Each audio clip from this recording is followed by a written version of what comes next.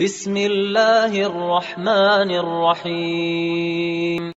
Kemudian kata Rasulullah sallallahu alaihi wasallam, wa an malihi, tentang hartanya. Dua pertanyaannya, min aina iktasabah wa fi ma anfaqah, dari mana memperolehnya, halalkah haramkah. Ambil durian, ada durian seorang ada masak, durian tetangga masak ambil. Juga kadang daun pisang punya tetangga, ambil aja, gak sama mais. Daun pisangnya kadang kita makan juga, Ustaz. Walaupun kadang dimakan itu punya tetangga. Jadi hati-hati. Yang kedua kata Rasulullah, wa fi ma anfaqah, dalam hal apa harta itu dinafkahkan. Sudah bagus benar harta yang masuk, dipakai apa harta itu? Apa diantara kewajiban harta itu? Yang pertama adalah zakat. Allah katakan wa fi amwalihim haqqum ma'lum lis-sa'ili wal mahrum. Di dalam harta mereka itu ada hak maklum yang ditentukan. Kata Imam Al-Qurtubi, huwa az-zakatul lati bayyana syar'u qadraha. Yang dimaksud ayat ini adalah zakat. Dalam harta manusia, harta orang yang beriman itu ada kewajiban zakat.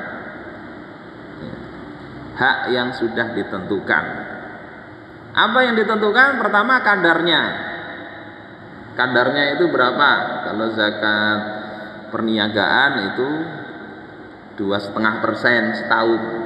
Zakat sampean punya emas, punya perak 2,5%. Zakat tabungan sampean punya duit ya, sudah sampai nisab 2,5% keluarkan setahun.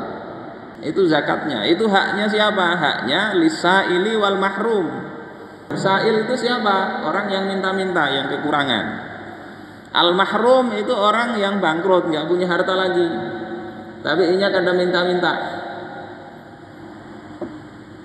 Dan itu jumlahnya di Indonesia banyak. Menurut BPS itu kan 27 juta orang Indonesia ini yang dalam kondisi berada di bawah garis kemiskinan, yang kadang untuk makan sulit juga. Kalau di BI kira-kira kadang-kadang kalau lah makan aja kalau lah. Tapi biar datang aja ke Martapura itu kadang ada aja orang yang kita lihat di pasar, coba lihat. Ada yang nukar beras itu 1 liter sehari. Jadi kadang kawan nukar langsung 1 karung kadang. Ada begitu ada. Cuma kita kalau nggak perhatikan kita nggak tahu siapa mereka itu. Ini yang pertama. Jadi zakat ini jangan sampai kita lalaikan. Amun kada hendak berzakat nyaman aja, minta pada Allah dimiskinkan. Dan banyak kayak gitu, orang kada akun bayar zakat. Akhirnya memang Allah beri jalan keluarnya supaya dia nggak bayar zakat, memang kada dikasih hartanya.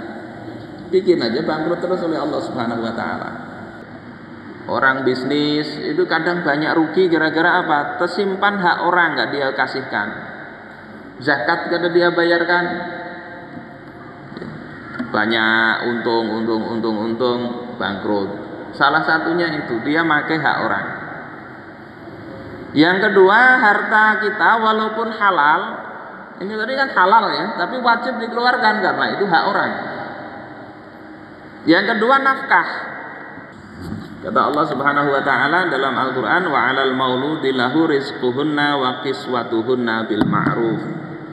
Kewajiban bapak itu adalah memberikan makanan dan pakaian kepada istri dengan cara yang ma'ruf. Berapa kadar nafkah itu menurut para ahli fikih? Ya, mayoritas itu adalah ya, bil ma'ruf tadi, sesuai dengan kema'rufan. Adatnya itu berapa di masyarakat. Kalau untuk makanan, asal makan sama-sama aja sudahlah, itu berarti menafkahi. Di masyarakat sini biasa makan apa di sini? Ada nasinya, ada lauk ikannya misalnya. Itu sudah dianggap kebiasaan, berarti itu cukup. Tiap hari makan bareng sudah cukup. Pakaian asal tertutupi tadi. Kalau dalam mazhab Syafi'i ya biasanya 6 bulan sekali tukarakan baju. Ya. Kalau sebelum 6 bulan sudah pina robek-robek, tukarakan lagi. Yang kedua anak sama dengan istri itu. Kasih nafkah. Bahkan kalau istri itu ketika sudah dicerai, masa iddah habis itu tidak kena kewajiban nafkah karena itu sudah orang lain. Tetapi ini kadang di masyarakat yang lupa anak yang diasuh oleh istri itu kewajiban bapak. Jadi ini mohon maaf, laki-laki ini berat tanggung jawab nafkah. Pian begini punya anak di bawah bini, menafkahi anak itu masih kewajiban pian. Ini ada kita dapati teman cerita wali murid datang ke sekolah nangis-nangis. Kenapa? Anaknya diminta bayar. Bayarannya 85.000 aja. Tapi si ibu ini mengambil upah mencuci, dapatnya cuma 50.000, datang ke sekolah nangis itu. Kenapa? Ini cerai dengan suami. Suaminya ada tanggung jawab lagi memberi ongkos anak. Itu zalim. Zalim bisa nuntut nanti di hari akhir. Ini anaknya kalau masih kecil ya, kalau sudah balik bisa bekerja itu kewajiban dia sendiri. Kemudian termasuk sebetulnya kerabat. Dengan catatan pertama, kalau kerabatnya itu miskin benar. Kata Rasulullah sallallahu alaihi wasallam, "Ibda bi nafsik, fatasaddaq 'alaiha." Mulailah nafkah itu kepada diri engkau sendiri. Fa in fadala syai'un fali ahlik. Kalau ada kelebihan nafkah itu maka untuk keluarga engkau. Fa in fadala an ahlika syai'un falidhi qarabatik. Kalau keluarga engkau ini juga sudah kelebihan maka kepada kerabat-kerabat engkau. Jadi pian punya sepupu, punya kakak, punya adik yang kekurangan, maka itu kalau pian kelebihan harta kesana dulu. Termasuk nafkah yang wajib dikeluarkan itu juga nafkah binatang piaraan. Pian memelihara kucing, sapi atau apa, diberikan umpan. Amun kada itu zalim. Dalam hadis riwayat Imam Muslim, Rasul katakan uzibat imro'ah fi hirratin. Seorang wanita ada yang diazab oleh Allah karena seekor kucing. Sajanatha hatta matat. Yang dia kurung kucing itu hingga mati. Kada diumpani, tapi dia kandang. Amun kada sanggup memberikan umpan kucing, lepaskan. Bapak saudara-saudaraku sekalian rahimakumullah. Yang berikutnya yang saya perhatikan juga perlu dibenahi itu adalah kadang ada harta saudara kita itu tercampur masuk ke harta kita tanpa kita sadari. Ini juga harus dibersihkan ini. Contohnya apa? Waris. Waris orang sudah meninggal, lawas banar kada dibagi-bagi. Padahal ketika seseorang itu wafat, hartanya itu otomatis langsung jatuh ke para ahli warisnya. Maka harusnya dibagi itu, dibagi. Kalau kada nanti inya temakan haknya saudaranya tadi. Bapaknya meninggal, kada dibagi-bagi, sampai anaknya ini ikut meninggal juga. Tinggal ke cucu sekarang membagi harta warisan kakek bahari. Bapaknya meninggal, punya anak. Anak ini kan harusnya dapat warisan dari si bapak nih. Kada dibagi-bagi, inya meninggal juga.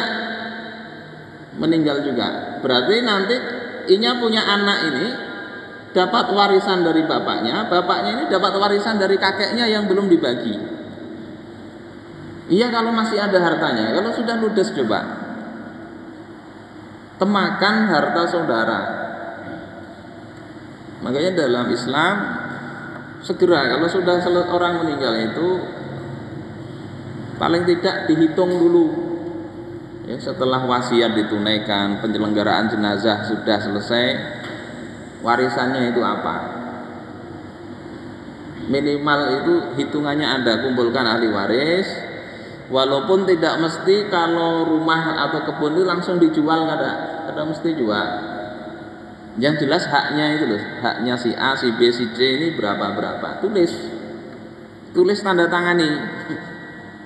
Sehingga nanti itu akan, kalau ada nanti yang meninggal tiba-tiba ada haknya di situ nyaman. Oh ini haknya si A yang meninggal ini dari warisan si kakek sekian.